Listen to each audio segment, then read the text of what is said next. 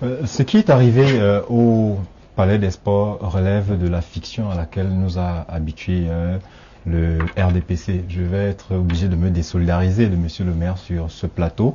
Voyez-vous, et ils sont tellement prévisibles que je savais déjà, lorsque j'ai appris qu'il y avait cette manifestation là au Palais des Sports pour la célébration du 92e anniversaire du chef de l'État, je savais forcément qu'à la fin, il y aurait soit une motion de soutien, mais quand même ils ont innové cette année, parce que là on a des jeunes, des présumés jeunes, voilà, qui s'engagent à payer la caution du chef de l'État comme s'il en avait besoin. Qui sont ces jeunes? Que le soutien, non? Qui sont ces jeunes? On parle là des jeunes du gouvernement, parce que je crois que le gouvernement camerounais a sa jeunesse à lui. Des jeunes souvent ramassés dans des campus universitaires moyennant une somme de 2000 francs. Donc, voilà. à ces 5000 personnes qui avaient hier, ce qui est arrivé, chacun a eu 2000 francs. C'est de la ceci relève de la clochardisation. Est-ce qu'on a des éléments pour le dire? De la clochardisation. Mais pour vous, c'est-à-dire, la question que vous me posez relève de vos compétences, monsieur Jean. Non, moi, je n'ai pas soupçonné. À vous d'enquêter, justement. À vous d'enquêter. J'ai les images, on va montrer les images de ces jeunes. Vous savez, nous avons tous, chacun un petit frère, une petite sœur qui, justement, se rend au campus tous les matins. À un moment donné, quand vous parlez de la jeunesse camerounaise, vous parlez de quel jeune? On parle du CNJC, avec à sa tête une dame qui est là, qui n'a jamais bougé d'un iota, c'est-à-dire que au moment où nous militons en faveur de l'alternance politique au Cameroun, vous avez un conseil qui a été mis en place par on ne sait quel moyen, et vous avez une présidente qui est là choisie par Dieu seul sait quel mécanisme, et ce sont ces jeunes-là qui se retrouvent au palais. Ce qui s'est passé hier relève d'une inconscience et même d'une incompétence politique. Pourquoi? Vous ne pouvez pas, vous jeunes, encore détenteurs de toute votre énergie, de toutes vos capacités, de toutes vos facultés mentales, physiques, intellectuelles, appeler sincèrement un patriarche qui devrait déjà aller se reposer à se représenter. Vous pensez, Éric Rodrigue, oui. Vous pensez, vous, réfléchir mieux que ces autres jeunes-là? Ils sont fous. Je pense qu'ils ont perdu leur faculté mentale. Je pense que si en 40... Parce que votre élément, c'est l'âge du président. Je pense que si en 43 ans, ce gouvernement n'a pas été capable de répondre aux questions du chômage jeune, pas du président de la République. Voilà, qui est à la tête de son gouvernement, naturellement, parce qu'il est responsable de l'incompétence de son personnel politique. Si en 43 ans, vous n'avez pas pu répondre aux questions de chômage jeune, et j'aime à le dire souvent. Selon vous? Non, mais je le dis parce que vous ne pouvez pas mener des politiques publiques sur le chômage si vous n'avez déjà pas le recensement de votre population. Si vous ne savez déjà pas combien de chômeurs vous avez. Parce qu'au Cameroun aujourd'hui, en novembre 2024, la l'INS nous a sorti un taux de chômage de 74%. Mais qui est le chômeur?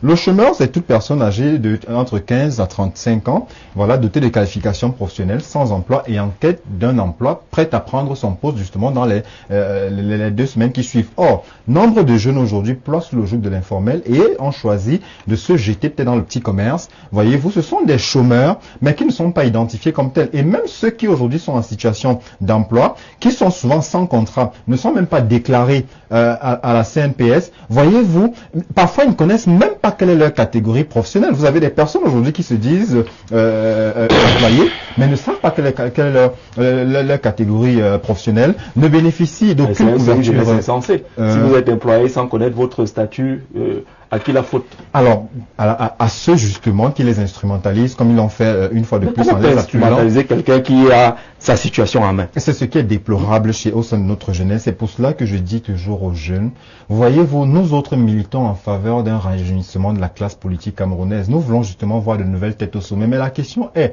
nous allons renouveler, avant de penser changer de tête, qu'est-ce qu'il y a dans les têtes de ceux qui voudraient prendre la place de ceux qui sont là aujourd'hui? Parce que le tout n'est pas de dire il faut dégager ces seniors, ces personnes du 4e âge qui nous gouvernent. Mais nous qui venons, il faudrait que les jeunes Camerounais aujourd'hui s'arment juridiquement et se cultivent pour vraiment déjà prendre conscience de leurs droits. C'est alors qu'ils arrêteront d'aller prendre les quelques émoluments qu'on leur promet, qu'on leur propose pour prendre part à de telles manifestations. Parce que ce qui s'est passé hier au Palais des Sports, c'est exactement ce qui se passera le 5 octobre. On ira voter des gens, non pas pour leur projet de société, mais simplement parce qu'ils nous auront donné quelques boîtes de sardines et quelques morceaux de pain. Il faudrait que nous sortions un peu de ce misérabilisme-là.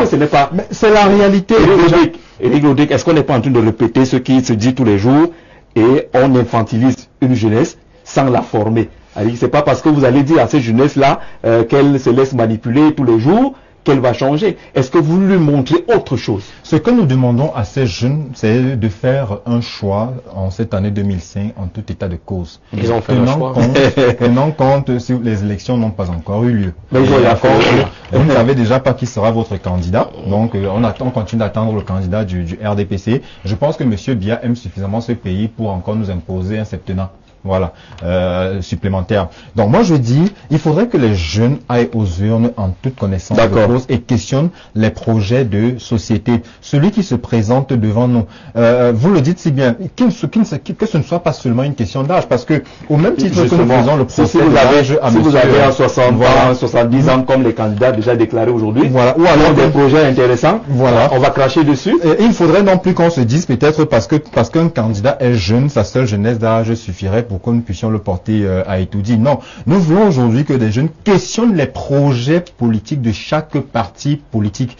Voilà, que les jeunes aujourd'hui se demandent, le candidat qui est en face, qu'est-ce qu'il nous propose réellement comme politique, et ce de manière chiffrée. Parce que le tout n'est pas de venir nous faire des promesses pompeuses, hein, comme le chef de l'État nous y a habitués à chacune de ses adresses, où on vous dit chaque année on va créer de nouveaux emplois, mais on ne fait jamais le bilan des promesses qui a été faites. Vous ne comprenez pas aujourd'hui, il faudrait que les jeunes posent des questions claires, qu'on nous propose un programme politique chiffré, détaillé, avec des deadlines pour que nous soyons sûrs de la faisabilité, parce qu'il y a beaucoup de charlatans de vendeurs de division aujourd'hui. D'accord, monsieur le maire, ces jeunes-là, si on s'en tient à ce qu'Éric est en train de décrire, c'est que vraiment eux n'ont plus le cerveau.